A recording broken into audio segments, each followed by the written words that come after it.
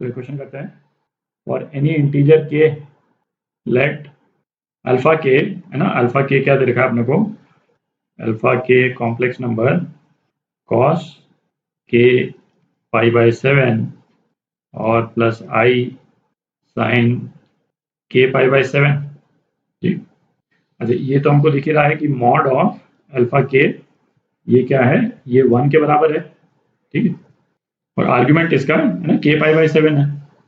तो हमको ये वाला जो एक्सप्रेशन दे रखा है ना, इसकी वैल्यू पता करनी।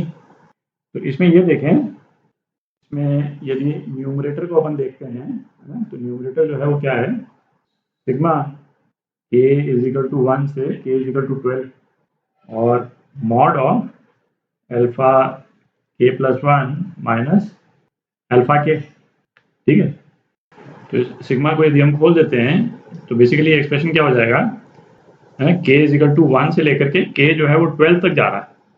तो ये हो जाएगा आपका mod of alpha 2 minus alpha 1 plus mod of alpha 3 minus alpha 2, है ना, plus mod of alpha 4 minus alpha 3। और ये कहाँ तक जाएगा, लास्ट का इसका जो एलिमेंट होगा वो कौन सा होगा, mod of alpha 13 minus alpha 12। ठीक है, टोटल कितने एलिमेंट्स हो जाएंगे इसमें, 12 एलिमेंट्स हो जाएंगे, है ना, ये 12 मॉड्स हैं टोटल। अच्छा इस एक्सप्रेशन में basically alpha 1 alpha 2 alpha 3 alpha 4 इस तरह के टर्म्स आ रहे हैं। तो ये टर्म्स जो हैं वो कॉम्प्लेक्स प्लेन में किस तरह से डिपिक्ट होंगे, है ना, उसको बना लेते हैं, है ना। तो विजुलाइज करने में इजी हो जाएगा कि ये मॉड जो है ना, mod of alpha 2 minus alpha 1 actually में है क्या। ठीक है, तो कॉम्प्लेक्स प्लेन में बनाते हैं। तो अल्फा 1 अल्फा 2 अल्फा 3 को डिपिक्ट करते हैं अपन। यहाँ पे सर्कल इसलिए बना दिया मैंने, है ना, क्योंकि इसका मॉड 1 है तो डिपिक्ट करना इजी हो जाएगा थोड़ा। ठीक है, और कोई पर्पज नहीं है। ये जितने अल्फा 1 अल्फा 2 अल्फा 3 है ये इस सर्कल पे लाई करेंगे। सर्कल का रेडियस जो है वो 1 रख लिया है अपन।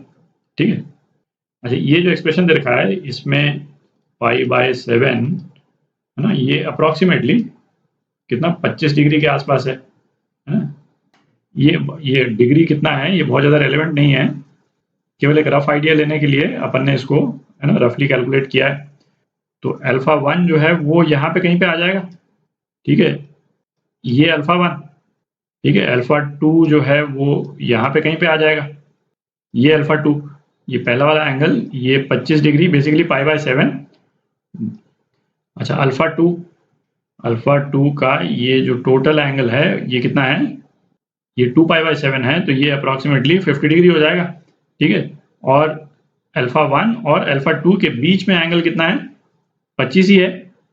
ठीक है, इसी तरह से अल्फा 3 यहाँ पे कहीं पे आ जाएगा। अल्फा 3 भी फर्स्ट क्वाड्रेंट में ही पड़ रहा है। ठीक है, अल्फा 3 अल्फा 2 के बीच भी एंगल कितना है, 25 डिग्री। ठीक है, वही पाई बाय 7। तो ये तो अपने को दिख ही रहा है कि जितने सक्सेसिव अल्फाज हैं, है ना, उनके बीच में जो एंगल है वो सेम ही है ना, 25 डिग्री। क्योंकि हर अल्फा में जो इंक्रीमेंट हो रहा है वो किससे इंक्रीमेंट हो रहा है, पाई बाय 7 से इंक्रीमेंट हो रहा है ना, के पाई बाय 7। अब आप देखें ये अल्फा 2 माइनस अल्फा 1 का मॉड, ये जो एक्सप्रेशन है ये कौन सा डिस्टेंस है, ये जो है वो अल्फा 2 से 1 के बीच का जो डिस्टेंस है ना, ये पिंक में मैंने बनाया है, ये डिस्टेंस है बेसिकली, दिख रहा है। अच्छा अल्फा 3 माइनस अल्फा 2 के बीच में डिस्टेंस कौन सा हो गया, ये डिस्टेंस हो गया, है ना। ये मॉड जो अपने को दे रखा है बेसिकली ये वाला डिस्टेंस है। ठीक, अच्छा ये भी अपन देख सकते हैं कि ये जितने मॉड के एक्सप्रेशंस हैं, है ना, सबके सब बराबर हैं। सबके सब बराबर क्यों है, क्योंकि है ना सेम एंगल सबटेंड कर रहे हैं सर्कल के सेंटर पे। ठीक है, तो ये जितने कॉर्ड्स हैं, है ना, सबकी लेंथ जो है वो एग्जैक्टली सेम होगी।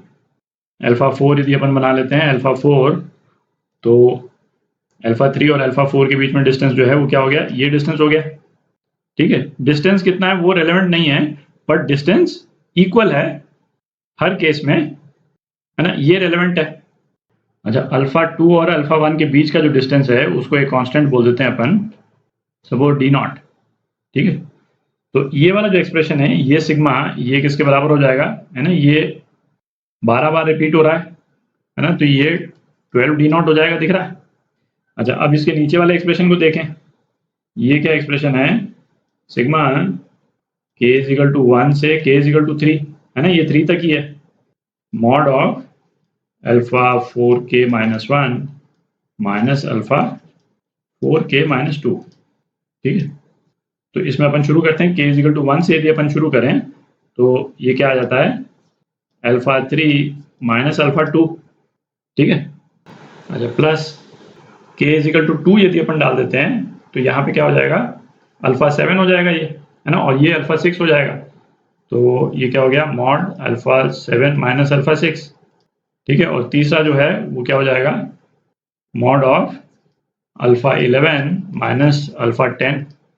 ठीक है, तो अब आप देखें ये जो मॉड हैं ये भी सक्सेसिव अल्फाज के बीच में ही के डिस्टेंस को डिनोट कर रहे हैं। ठीक है, तो इसमें भी हर मॉड जो है वो डी नॉट के बराबर है। तो इस एक्सप्रेशन, ये एक्सप्रेशन क्या हो गया, 3d नॉट हो गया। डी नॉट इटसेल्फ कितना है वो हमको निकालने की जरूरत ही नहीं, तो हमको तो इसका रेशियो पता करना है। तो रेशियो जो है वो क्या आ गया, 12d not upon 3d not. तो ये कितना हो गया, ये 4 हो गया, है ना। तो ये आपका आंसर।